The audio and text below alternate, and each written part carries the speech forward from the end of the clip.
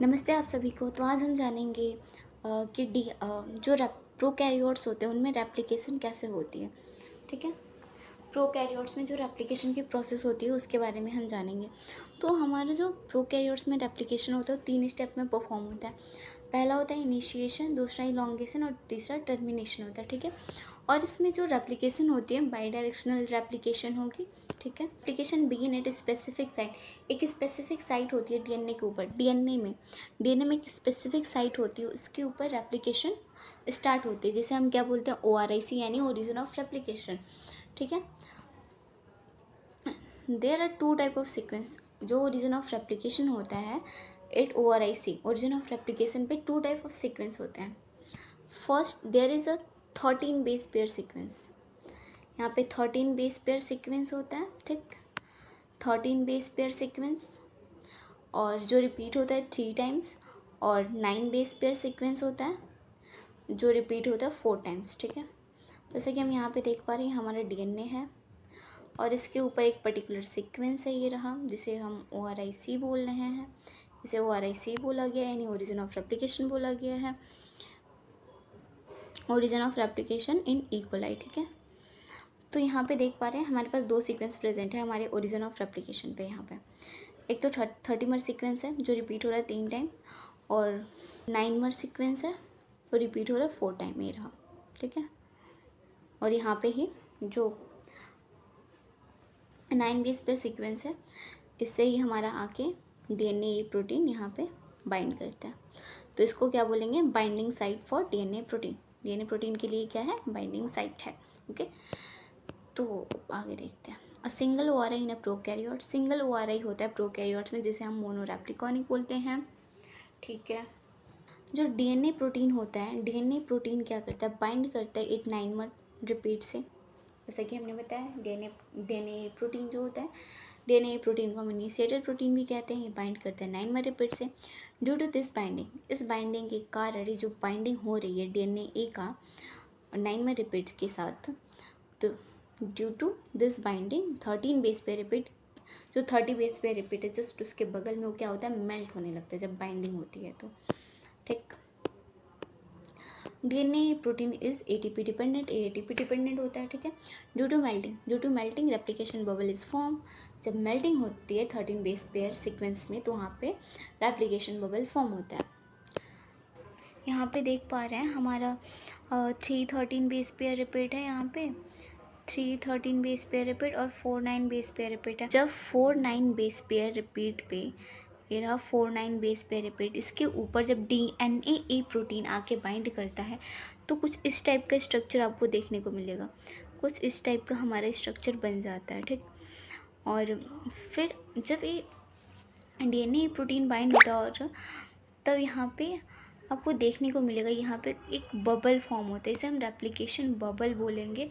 और जब ये बबल फॉर्म हो जाता है उसके बाद यहाँ पे आके हमारा हेलिकेज जुड़ता है, DNA-B हेलिकेज यहाँ पे आके जुड़ता है।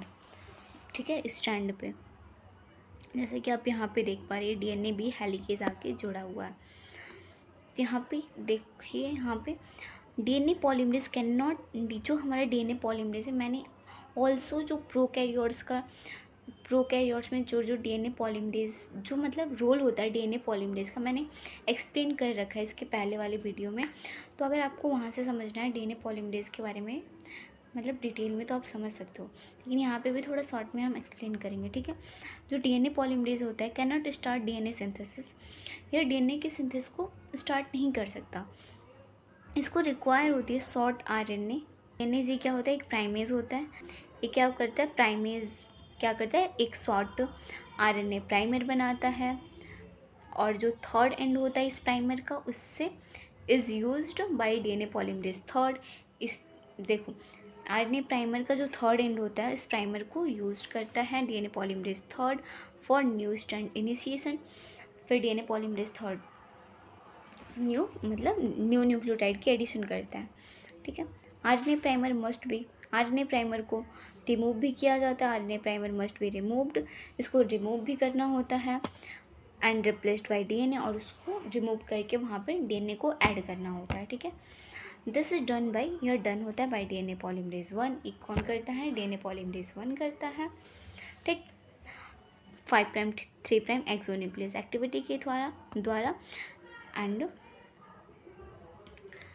और जो exonuclease 5 prime to 3 prime exonuclease क्या करता है, ये प्राइमर को रिमूव कर देगा और 5 prime to 3 prime polymerase activity क्या करता है, उसकी जगह पे न्यू न्यूक्लियोटाइड की एडिशन करता है जब प्राइमर वहाँ से हट जाता है। ठीक है।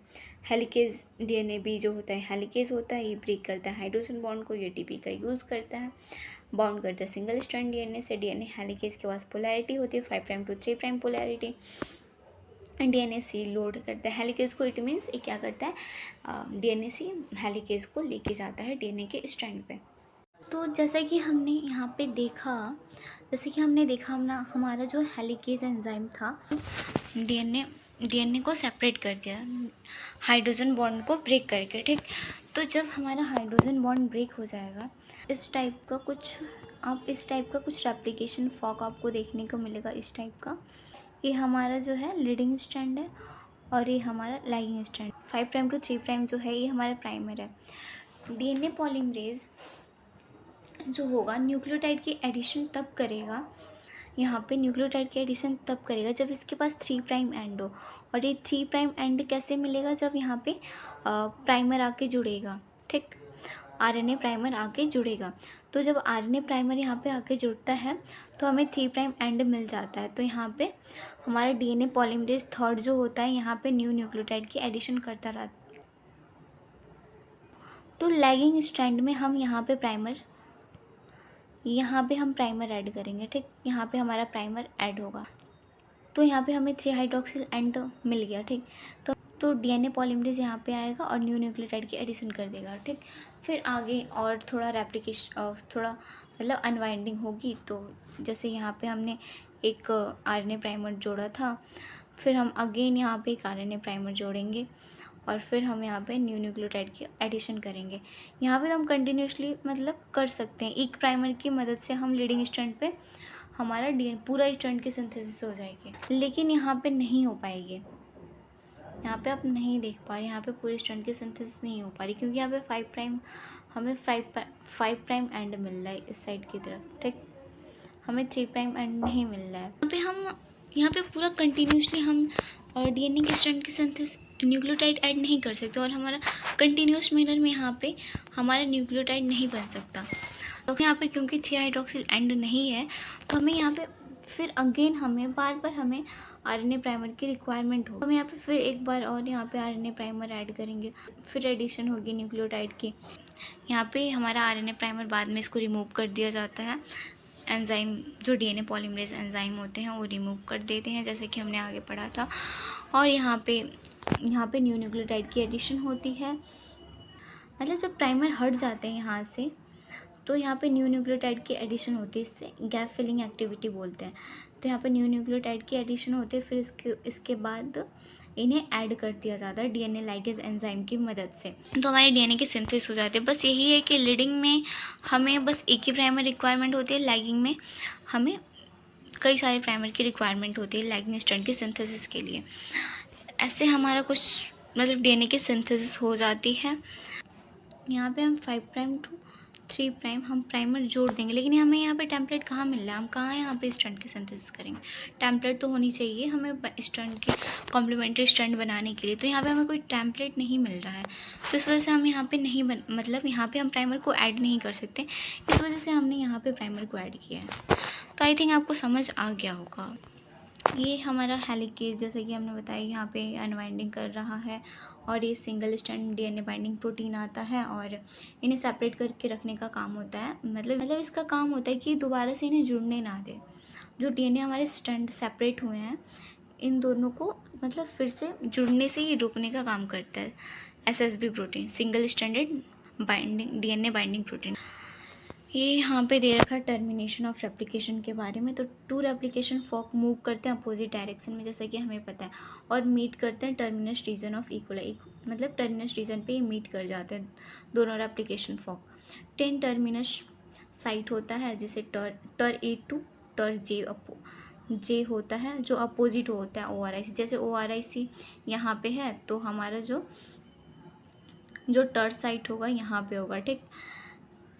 तो ईच टॉर्च साइड के पास 22 बेस पेयर होता है जो बाइंड करता है टर्स प्रोटीन से और इनहिबिट कर देता है DNA बी हेलिकेज को।